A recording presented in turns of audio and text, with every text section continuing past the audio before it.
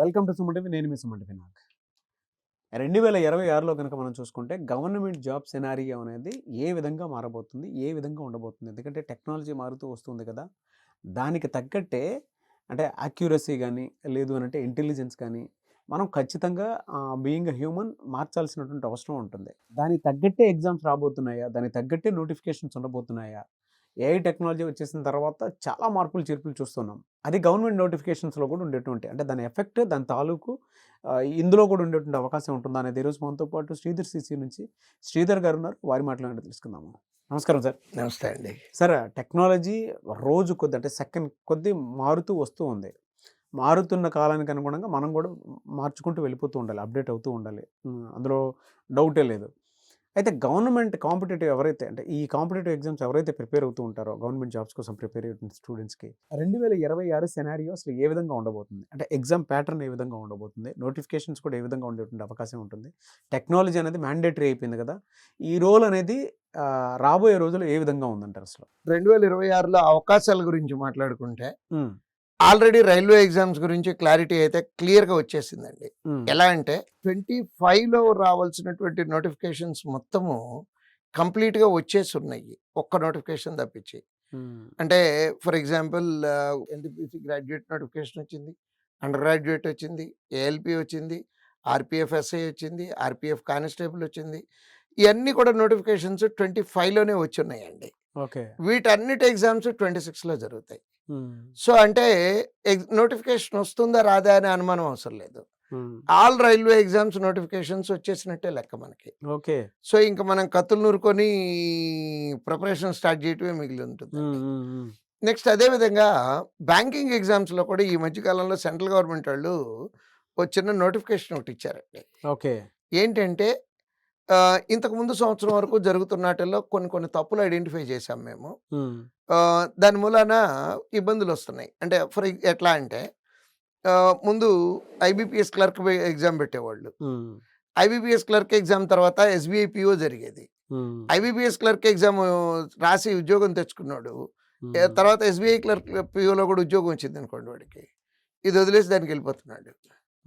అంటే multiple jobs వచ్చి వెళ్ళిపోవటం మూలాన వేకెన్సీలు వెనకాల ఖాళీగా మిగిలిపోతున్నాయి, అభ్యర్థులు కూడా మిగిలిపోతున్నారు. దీనికి సొల్యూషన్గా ఏం తీసుకొచ్చారంటే ఉన్న వాటిల్లో అంటే బ్యాంకింగ్ సెక్టార్లో ఉన్న ఎగ్జామ్స్లో టాప్ ఎగ్జామ్స్ అంటే top in the sense salary wise, position wise అండి. ఇప్పుడు బ్యాంకింగ్ సెక్టార్లో ఉన్నట్లు టాప్ ఎగ్జామ్ ఏంటి అంటే SBI PO. First SBI PO conduct చేస్తారు, తర్వాత ఐబీపీఎస్ పిఓ కండక్ట్ చేస్తారు. ఇదంతా కూడా వాళ్ళు నోటిఫికేషన్లో ఇచ్చున్నారండి. ఇది మేము చెప్పటం కాదు, మా ఊహాజనితాలు కాదు ఇవి. నెక్స్ట్ ఐబీపీఎస్ పిఓ తర్వాత ఎస్బీఐ క్లర్క్ అన్నారు, ఐబీపీఎస్ క్లర్క్ అన్నారు, ఆర్ఆర్బీ పిఓ అన్నారు. అంటే ఒక సిస్టమేటిక్ వేలో పేర్చినట్టుగా ఏ ఎగ్జామ్ తర్వాత ఏ ఎగ్జామ్ జరుగుతుంది అనేది క్లారిటీ ఇచ్చేసి ఉన్నారండి. ఓకే. సో కాకపోతే వాళ్ళు ఇవ్వని క్లారిటీ ఏంటంటే ఏ డేట్ని ఎగ్జామ్ జరుగుద్ది అనేది చెప్పలేదు, ఎన్ని వేకెన్సీలు వస్తుంది అనేది చెప్పలేదు. ఓకే. యాక్చువల్గా వేకెన్సీలు అందరూ వేకెన్సీలు ఎన్ని వస్తాయి అనే యాంగ్జైటీతో ఉంటారు. ఒక చిన్న మాట మాట్లాడుకుందాం అండి. మీరు కూడా కాంపిటేటివ్ ఎగ్జామ్ రాశారు, మీకు ఉద్యోగాలు ఎన్ని కావాలి? ఒకటే అండి. ఒకటే కదా. అవును. ఆ కెమెరామెన్ గారికి ఎన్ని ఉద్యోగాలు కావాలి? ఒకటే సార్. ఒకటే కదా. ఈ కెమెరామెన్కి ఎన్ని ఉద్యోగాలు కావాలి? సార్. అందరికీ ఒకటే కదండి కావాల్సింది. సో నోటిఫికేషన్ అంటూ వచ్చాక ఒక వేకెన్సీ ఉంటుంది కదా. అవును. లేకుండా ఉండదు కదా. Then why are looking at the second vacancy? మీకు ఎందుకు అది? సో నేను పిల్లలకి చెప్పే సలహా ఏంటంటేనండి, సార్ లాస్ట్ ఇయర్ 10,000 వచ్చినాయి సార్, ఈ ఇయర్ 4,000 వచ్చినాయి సార్. 4,000 వచ్చినాయి కదా, 4,000లో మీ ఉద్యోగం ఉంది కదా. Then why are looking at those 6,000? అంటే యాటిట్యూడ్, నెగిటివ్ యాటిట్యూడ్లోంచి పాజిటివ్ యాటిట్యూడ్. 4,000 వచ్చినాయి అనుకోండి, 10,000 వచ్చినాయి సార్ లాస్ట్ ఇయర్, ఈ ఇయర్ 4 వచ్చినాయి కాదు ఫెయిల్ అవ్వాల్సింది. సార్ 4,000 వచ్చినాయి. ఈ మాట నేను పిల్లల్ని అడిగితే నేను ఏం చేస్తాను, ఇప్పుడు ఎన్ని వేకెన్సీలు వచ్చినాయి అనుకున్నామండి? మీరు ఇంత క్యాలిక్యులేషన్లో 4,000 అన్నారు సార్. 4,000 కదండి, అంతే కదా. అదే క్వశ్చన్ నన్ను అడగరా, ఎన్ని వేకెన్సీలు వచ్చినాయి అనే క్వశ్చన్ నన్ను అడగరా? ఎన్ని వేకెన్సీస్ ఉన్నాయి సార్? 3,999 మనకు కావాల్సింది ఒకటి, అలా మిగిలింది. నా ఒకటి నాదండి, మీరందరూ మిగతా వాటి కోసం మీరు కొట్టుకొని చచ్చిపోండి. ఓకే. నా ఒకటి నాకు ఉంది, మీకు ఒకటి తక్కువ ఉంది. అది కాన్ఫిడెన్స్ ఉండాల్సింది కాంపిటేటివ్ ఎగ్జామ్ రాసేవాడికి. అంతే తప్పించి వేకెన్సీలు తగ్గినాయి. ఏం అవసరం అన్ని వేకెన్సీలు మీకు కావాల్సిన వేకెన్సీ. నెక్స్ట్ ఇంకోటి వేకెన్సీ ట్రెండ్ కూడా ఏమీ తగ్గదండి. ఆల్రెడీ ఎస్బీఐ వాళ్ళు చైర్మన్ గారు అనౌన్స్ చేశారు 16,000 వేకెన్సీస్ ఫిల్ చేస్తున్నామని. సో లాస్ట్ ఇయర్ ఫిల్ చేసింది 16,000, ఈ ఇయర్ 16,000 ఫిల్ చేస్తున్నాం అన్నారు. సో 2026లో బ్యాంకింగ్ సెక్టార్లో ఆపర్చునిటీలు గ్రాఫ్ అప్వర్డ్ స్లోపింగ్ కర్వే కానీ అది డౌన్వర్డ్ స్లోపింగ్ కర్వ్ కాదండి. సో ఇప్పటికి 2 సెక్టార్ల గురించి క్లారిటీ వచ్చేసింది. రైల్వే ఎగ్జామ్స్ ఏమో నోటిఫికేషన్ వచ్చేసి ఉన్నాయి, రాయాల్సిన ఎగ్జామ్స్. రాబోయే బ్యాంక్ ఎగ్జామ్స్ ఎలా ఉన్నాయి అనేది ఆల్రెడీ చెప్పారు. ఒక ఎస్ఎస్సి గురించి మాత్రమే క్లారిటీ రాలేదండి ఇంకా. ఓకే. బట్ ఎస్ఎస్సి నోటిఫికేషన్లు ఎవ్రీ ఇయర్ అయ్యి పీరియాడికల్గా, అంటే ఏ డేట్న వస్తాయో తెలియలేదు కానీ, ఎన్ని వేకెన్సీలు వస్తాయో తెలియలేదు కానీ, అన్ని నోటిఫికేషన్లు గడిచిన 10 సంవత్సరాలుగా కంటిన్యూస్గా వస్తూనే ఉన్నాయండి. అంటే మనం పబ్లిక్ సెక్టార్ తీసుకున్నా, public sector in the sense banking sector తీసుకున్నా, రైల్వే ఎగ్జామ్స్ తీసుకున్నా, ఎస్ఎస్సి తీసుకున్నా, అన్నిటికీ నోటిఫికేషన్లు లాస్ట్ ఇయర్ కన్నా ఒకటి ఎక్కువ వస్తాయే కానీ తక్కువ రావండి. గన్ షాట్ రాసి చెప్పడానికి అవకాశం ఉన్నటువంటి పాయింట్ అండి ఇది.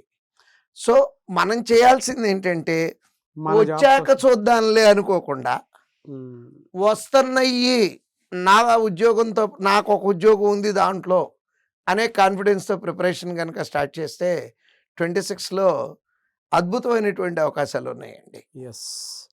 ఎలా సార్ ఇప్పుడు అంటే ఏఐ కూడా వచ్చేస్తుంది కదా, ఈ ఆన్లైన్ ఎగ్జామ్ ప్యాటర్న్లో ఏమైనా చేంజ్ చేశారంటే మార్పులు చేర్పులు చూసే యాక్చువల్గా అండి ఆన్లైన్ ఎగ్జామ్స్లో జరగాల్సినటువంటి మార్పులు చేర్పులు ఆల్రెడీ జరిగిపోయినాయి.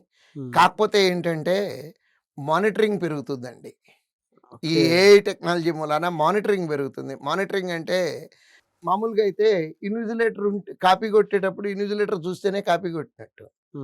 బట్ ఇప్పుడు ఏఐ మానిటరింగ్ అంటే ఎగ్జామ్లో మనము తల తిప్పామనేది ఏఐ చూడదు కానీ, క్వశ్చన్ ఆన్సర్ చేసిన సీక్వెన్స్ కరెక్ట్లు తప్పులు కాపీలు కొట్టి కనుక రాస్తే ఆ టెక్నాలజీ పట్టేసుకుంటుందండి.